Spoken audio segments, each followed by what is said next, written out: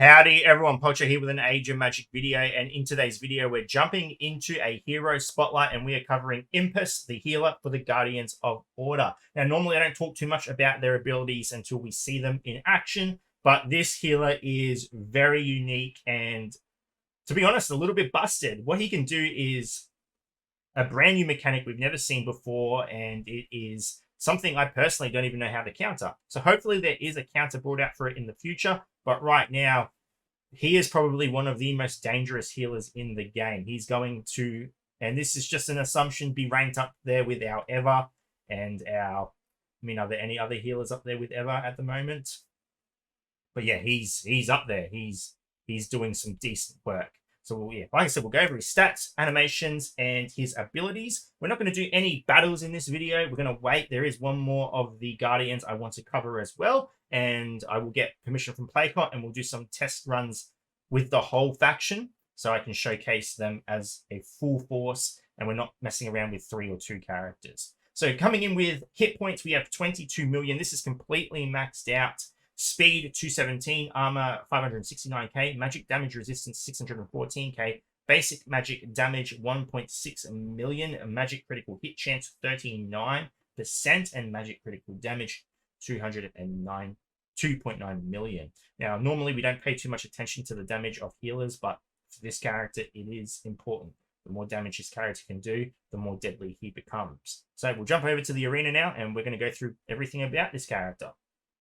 So normally we do the order of skills from basic to leadership / passive. In this video, though, we are going to start with Impus's passive because it's essentially how this character works. Super important to understand everything happening in his passive so you understand everything happening in his other abilities. So Death Guard is this character's passive ability. Impus's attacks lower an enemy's maximum HP by 100% of damage dealt. If the hero dies and is revived, the HP cap is restored.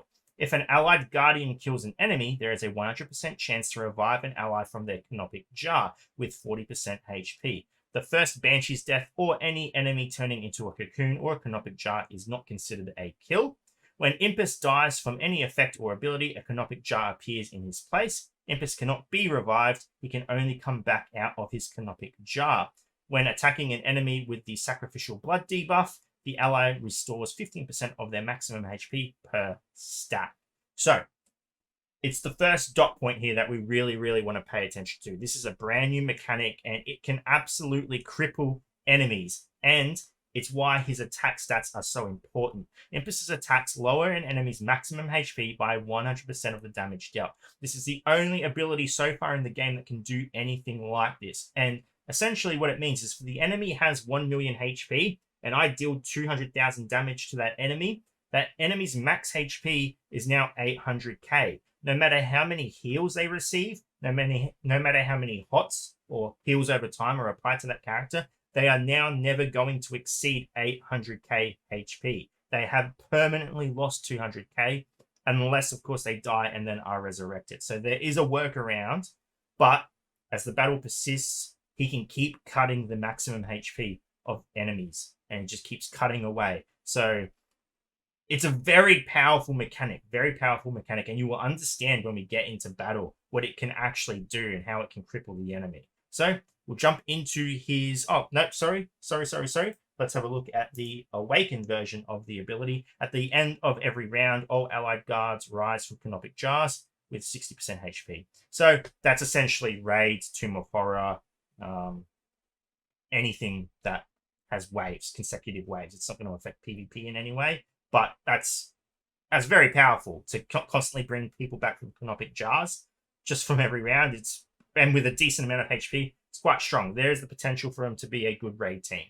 So yeah, now we'll jump into his actual abilities and showcase what he can do to the enemy. Looking at Impus's basic, we have Soul Brand. Performs a magic attack on one target. Performs a magic attack on one random target. With every target, damage is increased by 15% for every dot effect on the target. Damage increase limit 150%. The Awakening performs a magic attack on another random target. Now, normally we don't recommend awakening basic skills. There's not a lot of value from them. However, there is the potential you could get use out of awakening this skill, seeing as his damage offers quite a decent amount of utility out. Being able to cut down max HP on the enemy, hitting another target isn't necessarily a bad thing. Now, what I've noticed as well is when it says it hits another target, it doesn't necessarily hit 3 targets. I believe it can hit the 2 random targets can be the same target, so you'll get more damage out of that.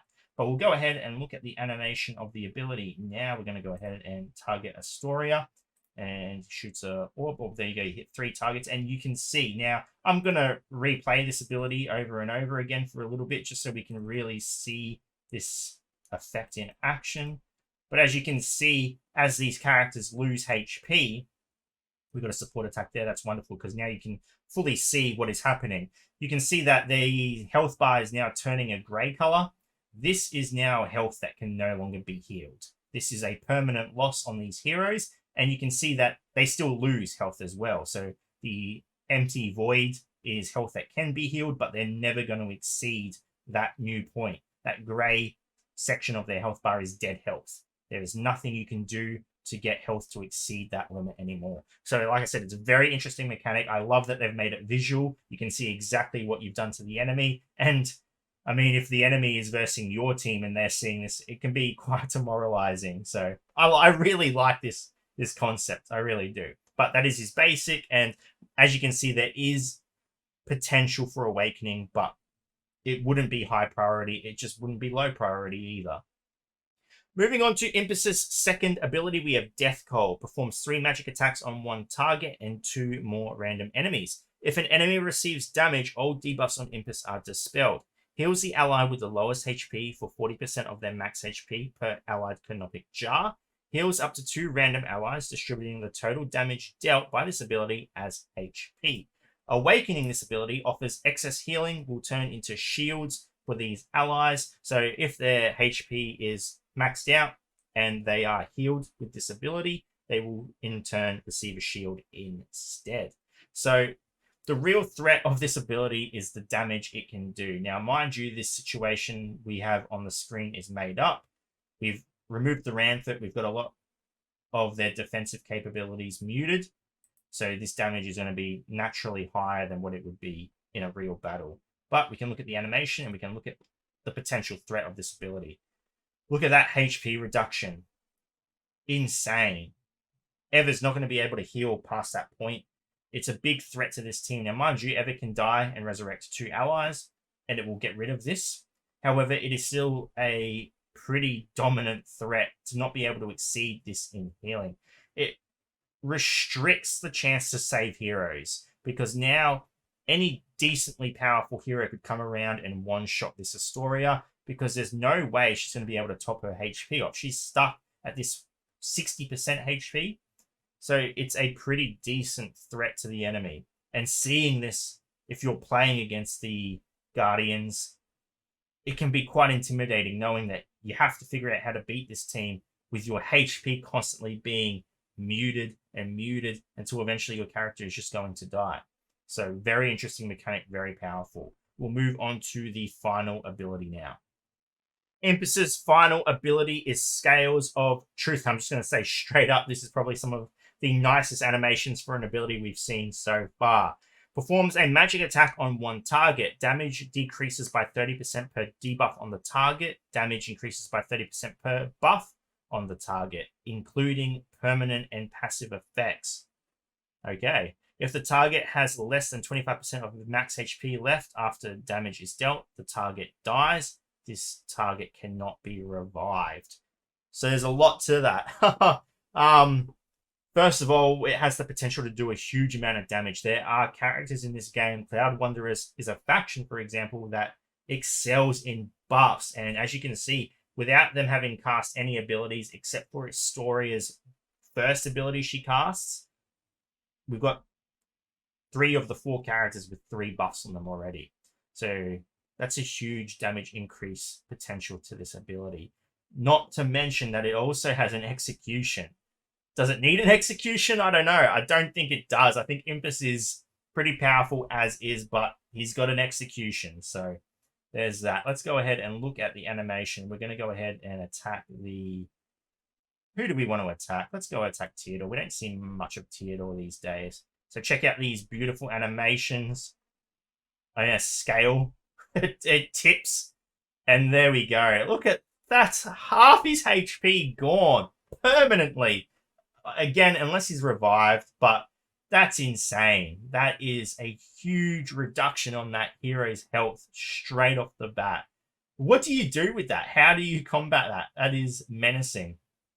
So, very, very interesting. The awakened version of this ability, damage is not decreased for debuffs on this target. So now you're only getting a damage increase. There isn't the threat of damage decrease either. So, Inpus, there you go. What do you do against him? We don't know yet. We don't know. He's here to do business, and he's doing it quite well. He passed his business course at, I don't know, universities in America. Yale? Is Yale something people do in America?